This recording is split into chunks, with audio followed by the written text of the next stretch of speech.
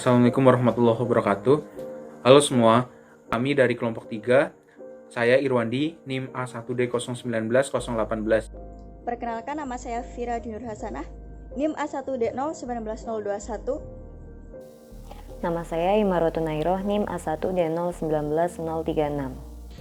Nama saya Tika Ludia Ardiningrum, NIM A1D019053.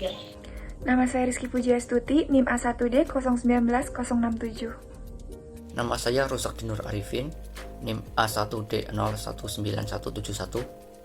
Nama saya Mirah Faridah Elvina, NIM A1D019191.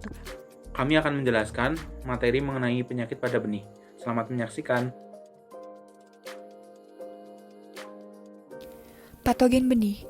Benih sehat adalah benih yang bebas dari patogen, baik berupa bakteri, cendawan, virus, ataupun nematoda.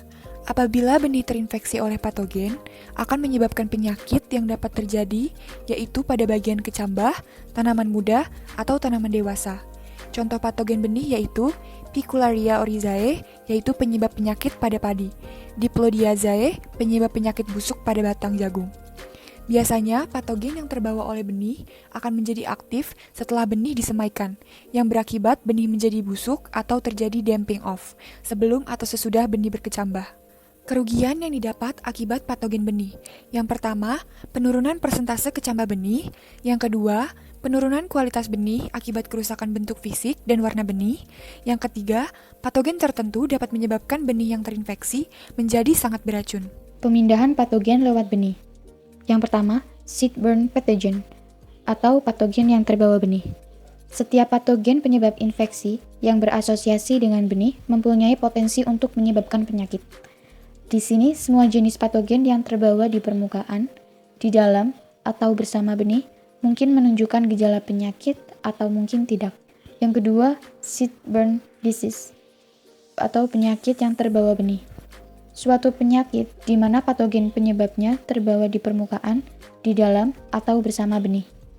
Di sini terlihat gejala penyakit dan benih nyata terserang penyakit. Mekanisme pemindahan patogen lewat benih, yaitu ada 3.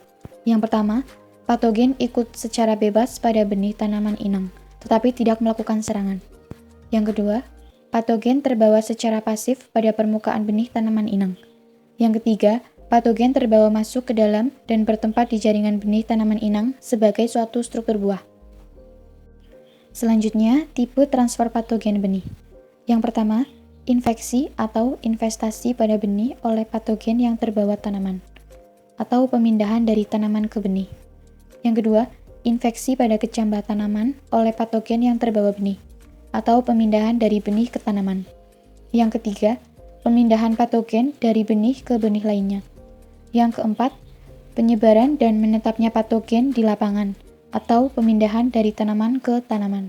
Tipe transfer patogen benih yang pertama yaitu infeksi atau investasi pada benih oleh patogen yang terbawa oleh tanaman, atau pemindahan dari tanaman ke benih.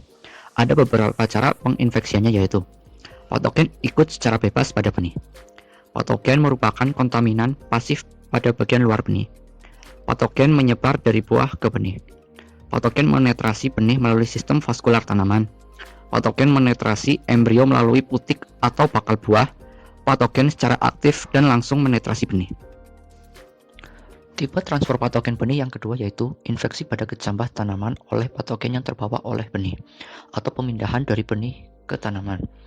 Cara penyebaran patogennya yaitu struktur patogen yang terbawa pada benih akan berkembang dan langsung menginfeksi kecambah benih.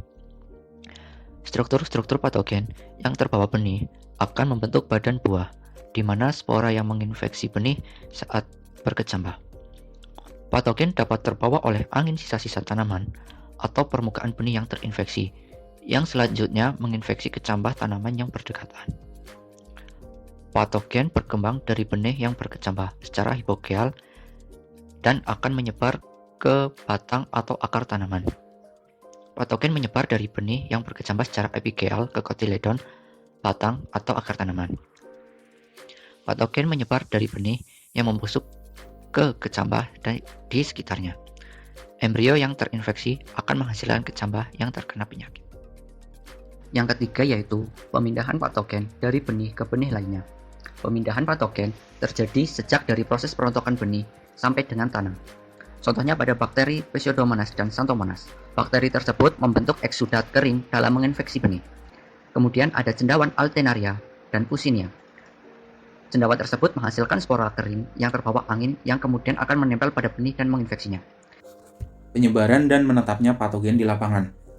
Keberadaan suatu patogen yang ada di lapangan tidak dapat menetap secara lama pada suatu tanaman inang.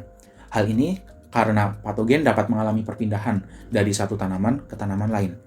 Selain itu, patogen yang ada di suatu tanaman juga dapat menyebabkan sebuah infeksi yang memiliki dampak negatif terhadap pertumbuhan dan perkembangan tanaman tersebut.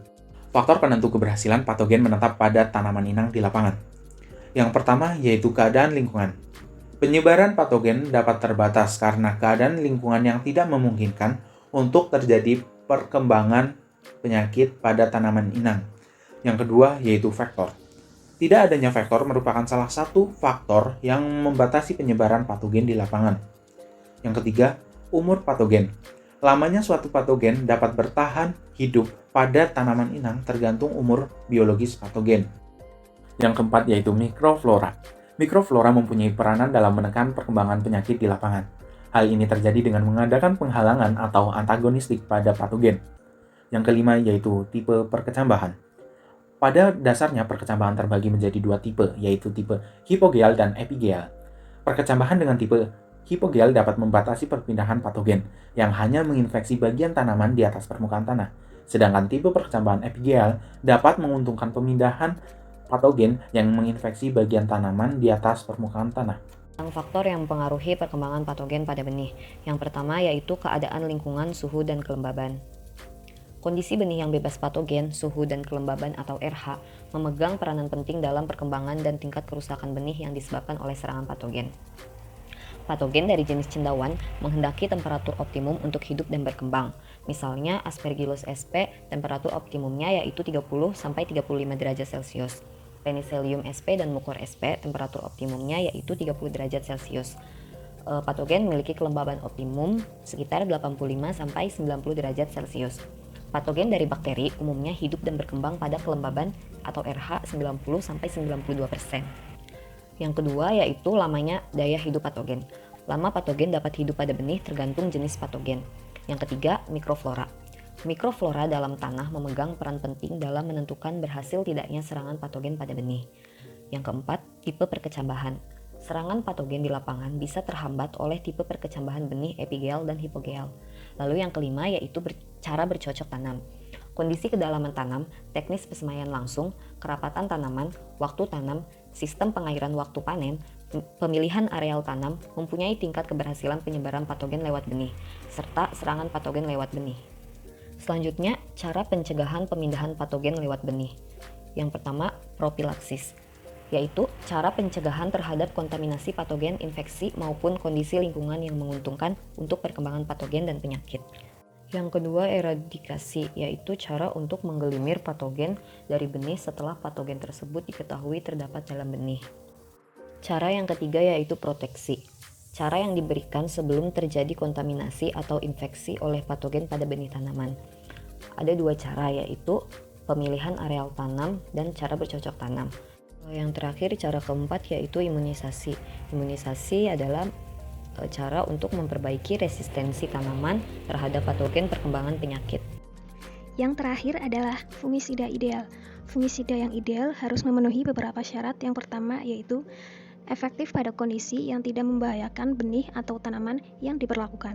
Kedua, tidak beracun bagi manusia atau hewan. Yang ketiga, harus cukup stabil dan lekat supaya efektif dalam waktu lama.